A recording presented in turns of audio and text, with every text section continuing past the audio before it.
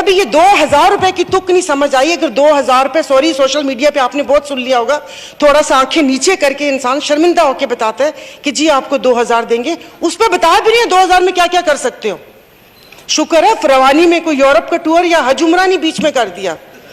और जो film industry पे सब्सिडी दी है आपने, अगर वो हज पर दे देते, क्योंकि हमारे अब्दुल शकूर साहब बहुत ऐसे हाथ लहरा लहरा के कि मैं वहां पर गई थी, मैं वहां पर गई थी, तो कहां है?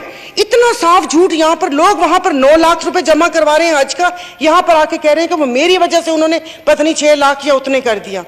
फर्क तो कुछ भी नहीं आया, ये इल्जाम दर इल्जाम। लेकिन एक बात की मुझे खुशी है कि अगली दफा जो 2023 में इलेक्शन होंगे, कोई भी हुकूमत आए, मे भी इनमें से कोई आ जाए, या इल्जाम नहीं लगा सकेंगे एक दूसरे पे कि पिछली हुकूमत, क्योंकि पिछली हुकूमत में तो ये सारे थे। घप्पा घोटाला, आप कभी कराची आइएगा तो मैं आपको घप्पा घोटाला खिलाऊंगी, फिर आपको समझ आएगा कि वो घप्पा घोटाला है क्या। ये मतलब ये जो बजट है, अगर आप इसको गौर से देखें तो ये दरवाजे से दिया और खिड़की से वापस लिया, कान इधर से पकड़ा या उधर से पकड़ा, कुछ इस किस्म के फिगर्स में आपने अवाम को उलझाया हुआ है, बात कोई नहीं चल रही। IMF मुझे समझ नहीं आती, वो हमेशा गरीबों की चीजों पे कट क्यों लगाती है? कभी IMF ने ये क्यों नहीं कहा कि आप लोग अपने खर्चे कम करें? IMF ने ये नहीं बोला, मैं किसी एक पर्टिकुलर जमात की बात नहीं कर रही, कि ये जो 10-10, 20-20 बंदे जहाज भरकर आ जाते हो अरमानी और गुची की चीजें पहनकर, ये तुम लोग मांगने किस मुंह से आते हो? मांगने वाले के तो इतने ठाट बाट नहीं होते। ये जो आई एम सॉरी 13 जमातों का एक घप्पा घोटाला बना हुआ है, इनको तो किसी ने नहीं रोका। ये तो आप बैठ के कोई चीज कोई रोकने वाला ही नहीं है।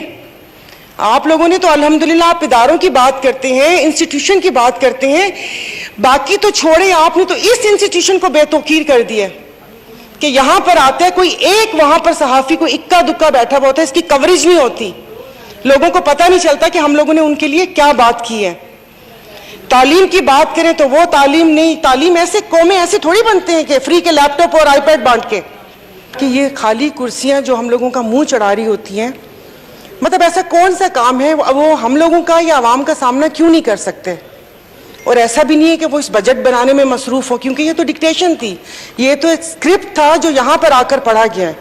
और ये मेरे ख्याल में आखिरी बजट नहीं है, ऐसे 10 बजट और आएंगे, मिनीज, मिडीज, माइक्रो मिनीज, सब बजट आते रहेंगे। तो जनाब स्पीकर, इसमें बहुत सारी ऐसी बातें हैं जो सिर्फ मफरूजों पर कायम है, जो इस बजट के अंदर है, उसका हकीकत से कोई ताल्लुक नहीं है, ना उसका कोई फ्रेमवर्क दिया हुआ है, ना उसकी कोई डिटेल बताई गई है। जैसे अब तो यही कहूंगी कि ये कह रहे हैं कि मुल्क चलाएंगे। इन 70 सालों में हमसे कोई इदारा तो चला नहीं है, मुल्क कैसे चलाएंगे?